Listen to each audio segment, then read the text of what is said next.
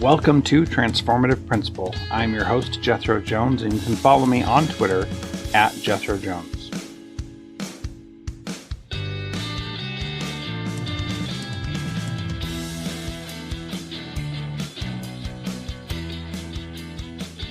This episode is brought to you by John Catt Educational, a professional development publisher serving as the global leader in combining both research and practice in all materials. Find timely PD publications to support yourself and your faculty by visiting them online at us.johncattbookshop.com. Great instruction gets students engaged. TeachFX equips teachers with the instructional strategies and job-embedded feedback they need to get students engaged in virtual or in-person classes.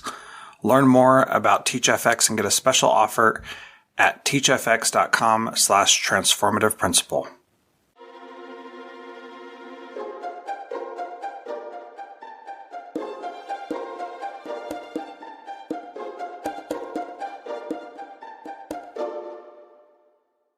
Welcome to Transformative Principal. I am very excited to have on the program today Rebecca Muller. She is a special education teacher in New Jersey, and she's the host of the Exceptional Circumstances for Exceptional Learners on Learning Revolution, which is a great site. You can check that out at learningrevolution.com/groups/ECEL.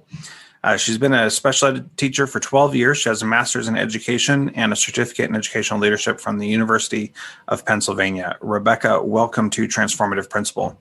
Thank you so much, Jethro. It's a pleasure. Yes, I'm very excited to talk with you. I was on your ECEL podcast a little bit ago and excited to have this conversation today. So thanks for coming on. Absolutely. Anytime you can make those connections in education, it's such a powerful thing.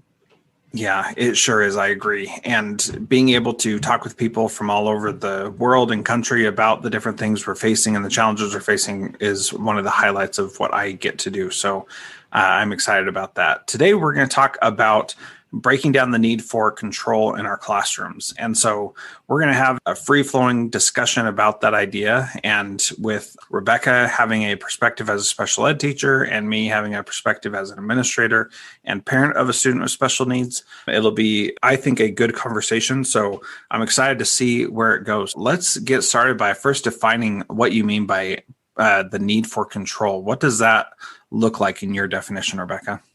So when somebody walks through the halls of a school and they have a certain idea of how it's supposed to function, of course, this is in normal times when it's not remote learning with plexiglass everywhere to separate us all. But in normal times, when you walk through, I think there is a general feeling that if kids are all in their seats and quiet and in rows and studying hard and listening, there's still this ideal vision that the teacher is in the front of the room at the board and that's the way that it should be. And that if the kids are compliant and behaved and dressed well, that is the perfect idea of a classroom. And I want to challenge that because an engaged learner is someone who is doing.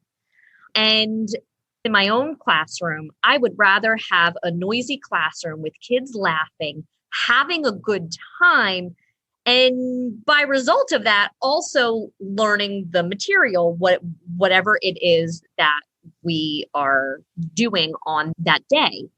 And I really think that there's been this large divide of, what we want children to do. Do we want them to behave or do we want them to learn? What does behavior look like? And then how much control as the teacher and the school should we have on how they're interacting with one another?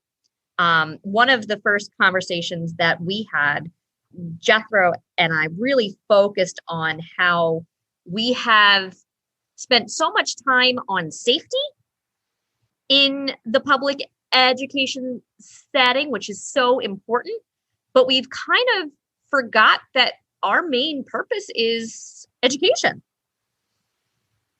That's an area where I feel very strongly that as soon as our priority moves away from learning, then learning is no longer our priority. And we can only have one. We can't have multiple. We can't have safety and learning and health and social, emotional, and all this kind of stuff. We can have one priority. And we need to be clear about what that one priority is, because otherwise it gets too diluted. The question you asked was, do we want kids to behave or want them to learn? And I don't think that those things are mutually exclusive. But I think the key point comes in here is that when we focus on the wrong thing, then we have other unintended consequences. So if our focus is really learning, then that's going to drive pretty much everything that we do, if that's really what our priority is. If our focus is good behavior, like positive behavior interventions and supports, that changes our focus from learning. And people say that it's to help us have an environment for learning, but really the emphasis gets put in a different place and is really focused on behavior instead of learning. So how do we manage those two things? Yeah, we want kids to behave. I'm not against that at all, but sometimes learning can be messy. Absolutely. I always view it in this way. You have to have your health first, right? So that's what we're trying to do now in the COVID world. You can't learn if you're not well, right? You have to have your physical health, you have to have emotional health, and then we can get to the relationship and the learning. Because if there is a behavior, especially with kids who cannot communicate their needs due to a variety of reasons why, behavior is a signal that there's something else. So do I think that schools should be solely responsible for the mental health, the physical health, and the education? I think that we need to share the responsibility. I think that as a social sector, we need to be putting more resources into schools and education if they are in fact to do all of the following things.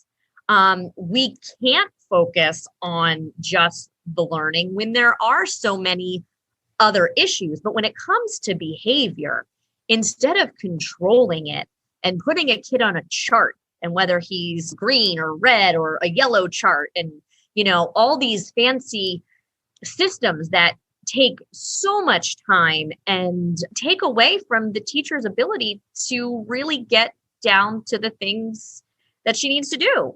I will say that is the number one thing. When I taught fourth grade, it was my very first contract teaching job. I had done a lot of other teaching in different types of settings. But the minute I got into a brick and mortar type classroom, my days were spent filling out those charts, trying to figure out who needs to go in the cool down space, who doesn't. And the kids figure out the system before you've figured out your own system. And they play it, and it's a game. And it totally takes away the spirit of the classroom and the focus. I do think it's important to identify and recognize kids' emotional health and not make it a separate class, a separate thing to do. It has to be inclusive throughout. Then you don't have to look at those compliance. Did they do X, Y, Z? You're looking at their engagement and how they're talking to the person next to them. It's not just something that you do. It becomes the culture in the class. As I think about what you're saying, I think about my interview with Seth Godin on the podcast a few years ago, where he talked about enrollment as opposed to engagement. And enrollment is where you are signing up for the thing, whatever it is. And so we can have engaged kids because they can be doing what we think they should be doing. But we can also have enrolled kids who want to do the thing that we're doing, which is a different type of approach. When I think about that myself, I think about what that means is that the kids actually care about what we're doing and they want to be part of it. And it's not compulsory in that they're required to participate, but it's an enrollment because they're choosing to.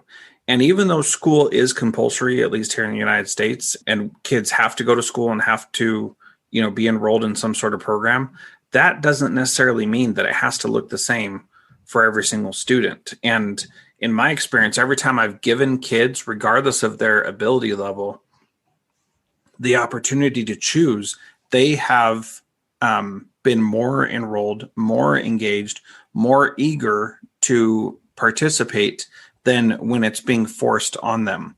And one of the common beliefs with many kids with disabilities is that they need this very clear structure, that they thrive on that, and that they're better behaved and more successful when all these structures in place. That's why there's point systems and charts and things like that. If you don't want it to be all about the point systems and charts, how do you propose that we help these kids where most educators believe that they need that clear, definitive structure to help them be successful? We talk about relationships a lot. I think kids need to see their progress no matter what level. There's never a child who wants to do bad. I don't care socioeconomic, disability, whatever grade level. You would be surprised. I currently teach high school seniors, and when I pull out the smelly stickers to go on their test, they're just as excited as the preschool kids. And I think that it's that relationship building. It's showing them where they are, where we want them to be, setting those structures in goals. I don't believe that kids should have to earn a treat every time they do something well. I don't believe that. I think there's a part of us that is animalistic and that we have that, the Pavlov's dog, we're going to do it. But then we're not doing it because we want to. We're doing it because we want the treat. At some point, it's going away from that extrinsic to the intrinsic and doing it intentionally. But what happens is that we create these systems and we spend so much time to create them. We get stuck there because we know them. It worked. But what I've learned is that after a while, those things don't work and they break down, and you have to be flexible. Like special education has taught me, you could come in with the perfect plan, the perfect idea, and that day it's just not going to work because of it's a full moon. I don't know. But you walk in and you realize you have to change it, and you have to realize the people in the room. And that's the science and the art. So yes, do you have to have clear expectations? 100%. But if it's not fitting, let's stop trying to cram the square into a circle. And that's what we constantly do when we're not comfortable with something that is pushing our system, the thing that we made. It's very emotional, right?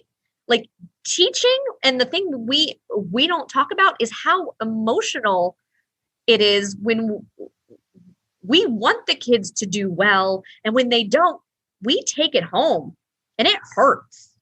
So then it becomes this personal thing. And that's another thing. Don't take things to heart. Every day is a new day. Yeah. Literally in the philosophical sense, but our brains, when we go to bed at night, we're learning, they're rewiring, and that includes us, and that includes the kids. So let's stop putting that kid who's always on red. When he comes in the next day, everybody starts fresh. And with those goals, those long-term goals still there, but we have to stop putting the kids in these little boxes that make us feel better. You talked a little bit about motivation, intrinsic versus extrinsic. We did a master class on that in episode 390 with Mike Anderson, who literally wrote the book on motivation. And he talked so eloquently about it, and it was so good. I think that is going to go down as probably one of the best interviews that I've done because it was so eye-opening about how to get this motivation, this intrinsic motivation to actually work. And what we have to realize first and foremost is that anytime we try to impose our will on others, it is extrinsic motivation no matter what. So recognizing that and realizing that it's all on the kids to find that motivation in themselves, I think is a really freeing and empowering thing to say. One of the other things you said that I kind of want to unpack a little bit is this idea of you have to be well to learn. And I don't agree with that because we have all learned through challenges and adversity and in difficult things. And kids can continue to learn even when those hard things are happening. And so I think that we put, in order to justify our approach for control and getting kids to do what we want them to do to make it easier for us, we justify that idea of you have to be well to learn. But there are plenty of things that I've learned when I've been sick or unhealthy or not in a good frame of mind mentally. And I will admit that, yes, you'll learn things differently, but that doesn't mean that they're any less valuable or have any less impact on you because of that.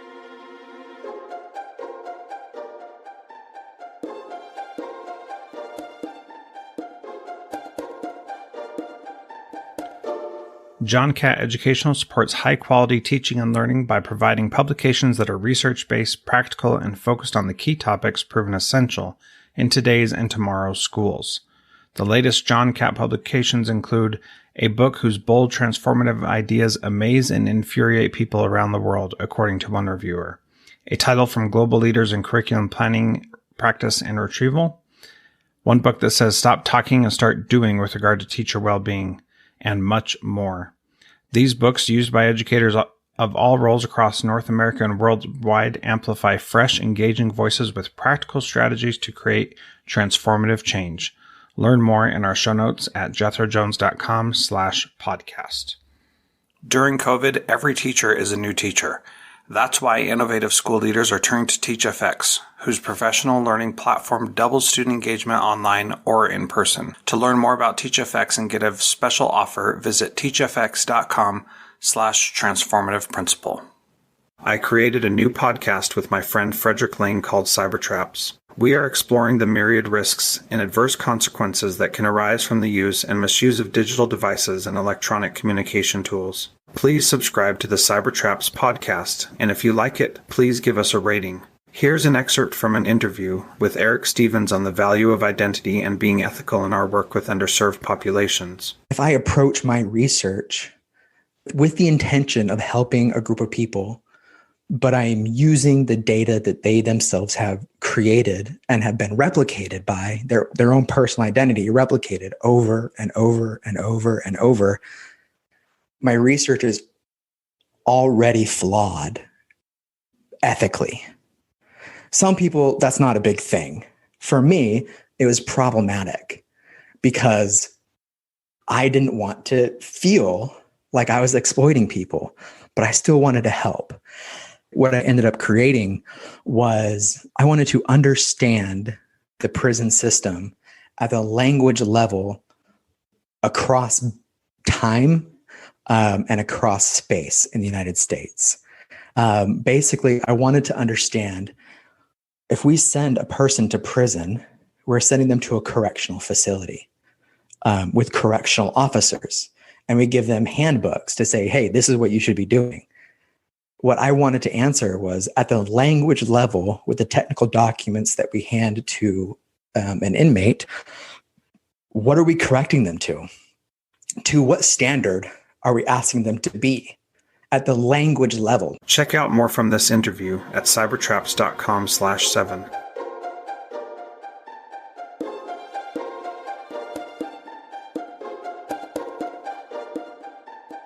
What's your response to that, Rebecca? So right now, the buzzword is trauma informed, being aware of people's situations. And while I too believe that we can learn, I don't know if we're going to be able to learn at our max capacity. We might do it and get by. And through that, there's life lessons there. But if we don't recognize it, and if we don't allow for, once again, that flexibility. There's some teachers who are flexible with deadlines, whereas others are like, no, this is what I put in place and it was due on Friday and it needs to be in. I think when we take into consideration what a person is going through, and for example, right now I am home, virtually schooling someone who is in an outpatient facility. We were doing the Algebra 1 curriculum and I saw that it was just not going to work. So I really thought about it and we changed up what we needed to do based on what was the foundational skills.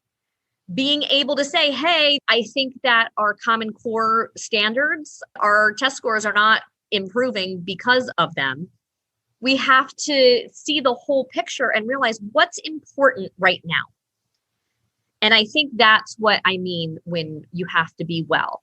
You have to focus on what is most essential to get that student to whatever their goal is to that next place. Is it the most important thing that she completed the square root worksheet that I spent 3 hours making if she still didn't get the concept?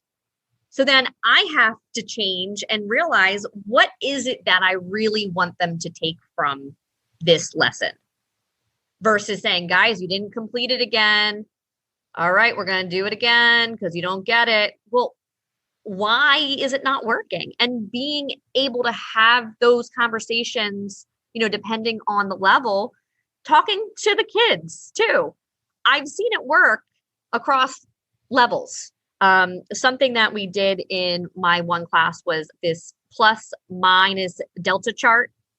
And it helped kids be aware of, their behaviors or how successful they are by pointing out what went well, what could have been better, and what could we change for next time. It's having that, I guess it's the metacognition of thinking about what you're doing from the teacher's perspective, and then also allowing the kids some time to think about that. I also know that there's some administrators that walk in and expect you to be, regardless of how the day went or what kid was where, they want you to be at the spot in your lesson plans that you put down. So at the same time, while we want this engaged learner who is self-exploring, sometimes the teachers are being told to be just as compliant. So our systems that way are not aligned. I really hope that the situation that we're in right now, we don't have a choice but to focus on the most essential lessons, because I'm seeing my students a lot less. So instead of seeing them every day, I'm seeing half of them in class one day, then one day is all remote, then half of them go back home. We are not going to get through the amount of curriculum. So it's made me really go back and say, what do we need? And when kids can't sign on because they have a doctor's appointment, like that's been a huge conversation. Am I going to mark that they have a 0? Or am I going to be flexible and realize that this is not a typical circumstance? And I'm curious to know these things that we're allowing ourselves to be flexible on in a pandemic, what is going to carry over when and if school proceeds as it typically had in the past? That's an area where I'm hopeful that many of these things will change as schools start reopening back to what they were before with kids in school full time, and that we can let a lot of these things go. As answering the question that I asked in the beginning, I think that part of our focus on making sure that kids are well and checking in on them in that regard early on, like focusing on like the Maslow before Bloom's, and certainly not right now during the pandemic. But I think that there's some aspect of that is justification for procrastination of doing the hard work and pushing through the challenges that we're facing to really get to help kids learn and grow. That's a little tiny inkling of a thought that I'm not sure is fully developed yet, but that's something that our conversation is kind of making me think about that. And I'm a big proponent of trauma-informed practices and training, and I train schools on that myself from a very practical perspective because I'm not a counselor and I don't think I should be. But I've seen things that work, and that's an area where sometimes I feel like we want to take the easy route out of dealing with that instead of dealing with the real problems that we're facing in our schools that we can actually control. Because we can't control what happens in a kid's home, but we can control what happens at school. And I think it's how we are assessing how successful a school is. Right now, when you go on, if you want to move and you're looking up the score, it's based on these standardized assessments that haven't worked, that continue to not work, but we continue to do the same thing. And what do they say? Like, if you do the same thing over and over again, that's a sign of a crazy person. But our system, we have just done the same thing with the same results. In fact, they're getting worse. Our results are getting worse because we're not getting to the kids that need it the most, because we're still trying to fit them into this box. It's like kids that struggle take the test. They don't do well on the test. We give them another test to show them, yeah, you're not good at this. So what does that say to them? It limits them. It tells them you can't. And then we're like, you know what? If you can't do it enough, we're going to give you a label. And that label is something along the lines of specific learning disability, which is the least specific category of IEPs. So now you're telling me I can't do it, but I'm not quite sure why I can't do it. So I'm going to go in these smaller classes with other kids that can't do it and never have the chance to push myself further. In some cases, I do think kids do better in a smaller class and with that support. It's what I do day to day. So I would be wrong if I said like it needs to go away completely. But by the time these kids are in high school, they've been told that they aren't good at math for a really long time. And there's a lot more coaching that I have to do just to get them to want to be here. And so if I didn't make it fun, if I didn't add humor to my class, if I didn't try to connect it to whatever career or job or just aspirations or the interest, like it doesn't, that's something else I think about a lot. Is school just to train our workers? Or is school meant to inspire and inform our citizens? And I think there's two different frames of thought there that is part of the reason why we assess our students the way we do. It's the question that I've been asking for a long time myself. What is school for? Is school for, like you said, training workers, or is school for helping people become functioning, successful members of society? Or is it for something else? And the reality is I don't think that we know what school is really for, which is why we're all over the place. Some people think school is for daycare. And to be honest, that's what school is for a lot of parents. And that's just the truth. You know, if parents could stay home and be with their kids all day, I'm sure that they would do that in a heartbeat if they could and if they wanted to. Other parents are like, man, thank goodness school is starting because I'm going crazy over the summer because I just want my kids out of the house. That's just the reality of the society and world that we live in right now. And I'm not judging anybody about how they feel about that, but we have to be clear as the professionals in the industry what school is for the students who come to our schools. And tragically, Rebecca, I don't think that very many of us know what it's really for. And I would bet that almost no school has an entire faculty that can all agree on the answer to that question. So interesting connection. Right now we're dealing with in New Jersey, our COVID rates are going up.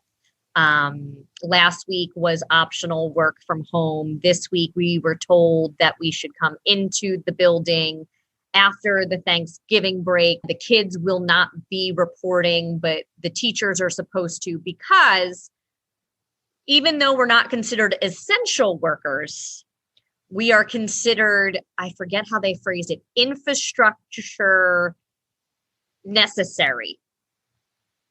And I just think that that's a really interesting term, because to me, that was code for we need you so people can go to work. But it's just this weird thing, because if I come to work and the kids are not here, well, then the kids are still at home and now my kid doesn't have any care. So none of it is making sense. And when you ask specific questions as to, okay, so why do we need to do this? Which is the question that I teach my kids to ask, no matter what age level, always try to find out why we need to do this. I haven't gotten one clear answer because I don't think anybody knows, but we do it because it feels right. It seems right. It's to keep the community happy. I guess I'm curious, how do we shift the thinking? How do we make this public service that feels valuable? Because I know I have a ton of degrees right now. I've gone to school for a very, very long time. I continue to learn and take professional development and be a part of talks like these. And, I have to have multiple jobs because I'm a teacher. It's what I love, but it doesn't always pay the bills. So how are we going to get people to even want to be here? Yeah, I think that is a great question, and something that I'm trying to figure out through this podcast, through the trainings and consulting that I do. That's a lot of the stuff that we talk about. As a side note, I used to say that I have a second job to support my habit of being a teacher. So that's kind of what it's come down to. It's been very interesting to be a part of these conferences that are international, that I would never have the money to be able to fly and have a hotel room and do all that. But now that it's this virtual world, I'm like, well, $200 is not that bad. I have an addiction to learning. I hope that is contagious and that my students see that I get excited about new things, and that I didn't just memorize a math textbook and now I'm just going to regurgitate that to you. I'm constantly challenging myself to do it in a different way. And it's usually because of the kids in front of me. If I see that they're not and getting there, I'm not just going to pass things out and just check off boxes. I don't think that's what education is, but I think that's how it's been for a while now. I think if the kids are sitting, it's turned in, my grades are in, the parents get to see the grades, it's predictable, I don't have to think hard about it, everybody's happy. I think it does take leadership to inspire that. And unfortunately, I think a lot of our leaders right now are spending so much time with these re-entry plans and schedules. I don't know if they have it in them to continue to inspire others to do more, because I think in the field, we're approaching burnout collectively. Yeah. And that's one thing that in the masterminds that I run with principals, that are, little group training sessions, that's like the best PD out there. They have been really grateful, as during the coronavirus, we've been focusing on instruction still and focusing on still doing the work that we're here to do and not getting sidetracked by, all those protocols and plans and procedures that have to be in place. This has been a great conversation, Rebecca. In closing, what is one thing that a principal can do this week to be a transformative principal? I would encourage them to not ever write off any student or educator. That if somebody is in the building, that they have potential, and that by getting to know the student, getting to know the teacher and understanding them, they are a valuable asset to the function of the school, and to just always look for everybody's individual strengths. I see this too often. You are not alone. There is somebody in that building or in the community that does want to support you, even though it may not feel that way all the time. But if you listen and stop and look, there are people who want to have great things in their school, just to always look for those shining and moments, even when it feels dark. Yeah, I think that is great advice. If you'd like to connect more with Rebecca, you can follow her on Twitter at Educator Muller. And you can also go to her website, educatormuller.org, and check out the things she's doing. And again, if you want to be part of her exceptional circumstances for exceptional learners on Learning Revolution, that's learningrevolution.com/group/ECEL. And again, Rebecca, thank you so much for being part of Transformative Principal. Thank you so much. This is wonderful.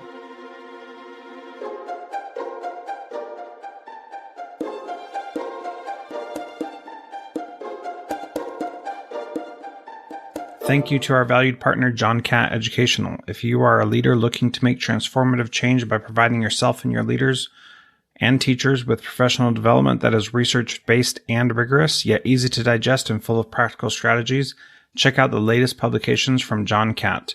Visit us.johncattbookshop.com to find information on bulk orders or learn much more in our show notes. You can also use the code TRANSFORMATIVE to save a bundle at us.johncattbookshop.com.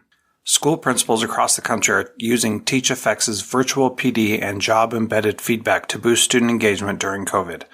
With TeachFX, teachers get 8 times more feedback and generate 144% more student engagement on average in a school year with no additional work for school leaders or teachers. To learn more about TeachFX and get a special offer, visit teachfx.com/transformativeprincipal.